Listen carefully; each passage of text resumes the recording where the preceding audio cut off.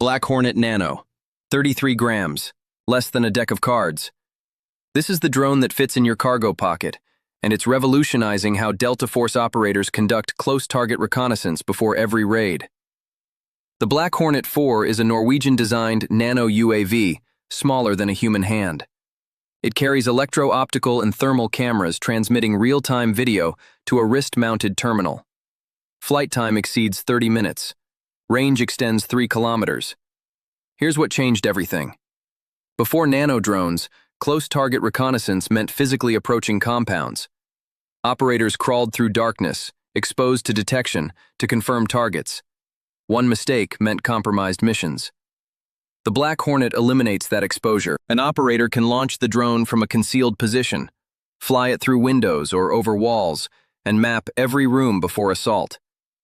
Thermal imaging shows body heat.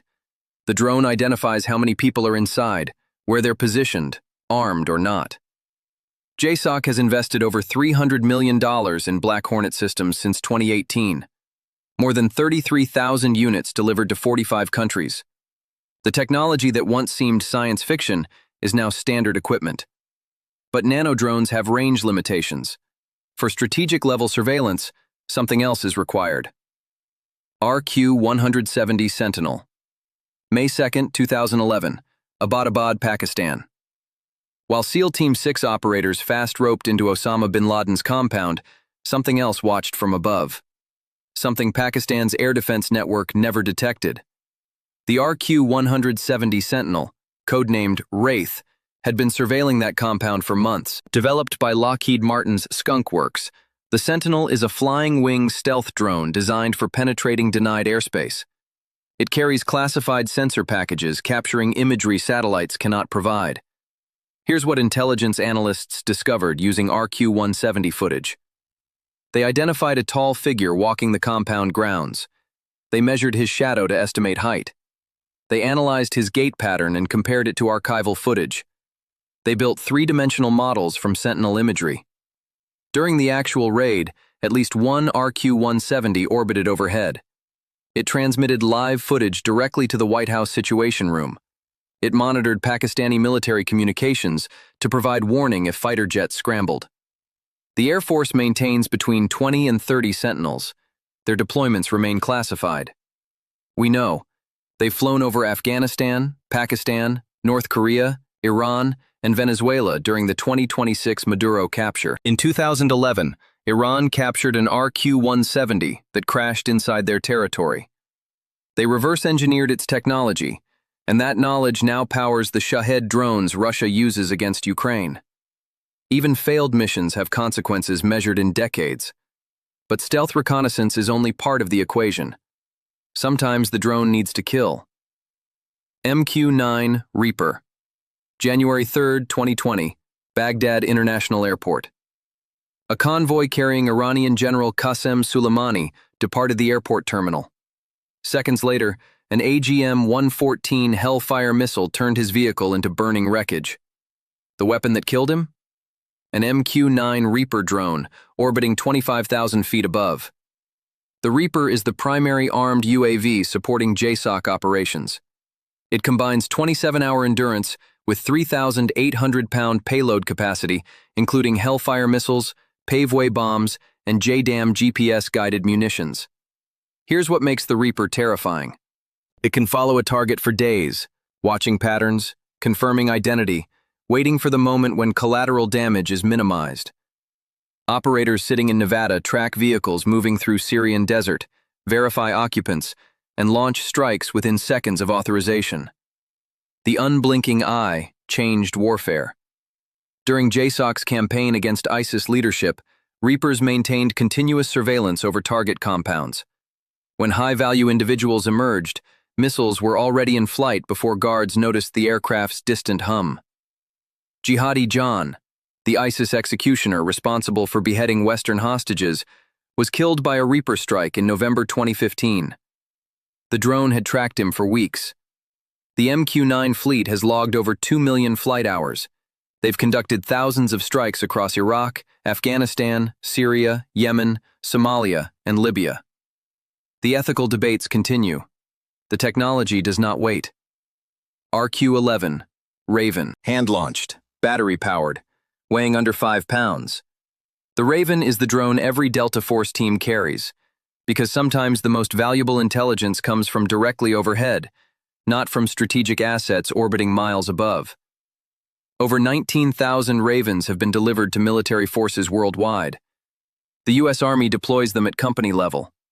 Special Operations Command has used them since Afghanistan's earliest operations. Here's the tactical advantage. A Raven can be assembled and launched within minutes. It provides real-time imagery from altitudes between 100 and 500 feet, low enough to identify individual faces, high enough to remain undetected. Range extends to 10 kilometers. Endurance approaches 90 minutes. Delta operators use Ravens for immediate pre-assault reconnaissance. Before approaching a compound, they launch the drone to confirm target presence, identify security positions, and map entry points. The same terminal controlling the Raven can display thermal imaging, color video, or infrared illumination. The system limitations became apparent in Ukraine. Russian electronic warfare units easily jammed the Raven's analog control systems. Separatist forces intercepted video feeds and used them to track Ukrainian positions. The U.S. upgraded to digital versions, but the lesson remained clear. For extended range reconnaissance beyond the Raven's capabilities, operators turned to something larger. RQ-20 Puma. The Puma fills the gap between pocket-sized nano-drones and strategic surveillance platforms. Hand-launched like the Raven but significantly more capable, the Puma carries enhanced sensor packages, encrypted data links resistant to jamming, and endurance exceeding 3 hours. Operational radius extends beyond 20 kilometers. Here's what makes the Puma essential for special operations. It can be launched from virtually anywhere: rooftops, vehicles, small boats, even aircraft. Its modular payload system accepts multiple sensor configurations: day cameras, thermal imagers, laser designators. The same airframe accommodates all. Marine Special Operations teams deployed Pumas during the ISIS campaign. The drones provided persistent surveillance of urban battlefields too dangerous for manned aircraft. The operational concept is straightforward. Launch the Puma. Establish orbit over the target area. Transmit continuous video to ground teams and higher headquarters simultaneously. When the assault begins, the drone provides real-time overwatch, identifying enemy reinforcements, tracking fleeing targets, confirming casualties. The technology proved so effective that the Marine Corps retired the Raven in 2023, replacing it with even more advanced small UAVs. The evolution continues. But sometimes, surveillance isn't enough.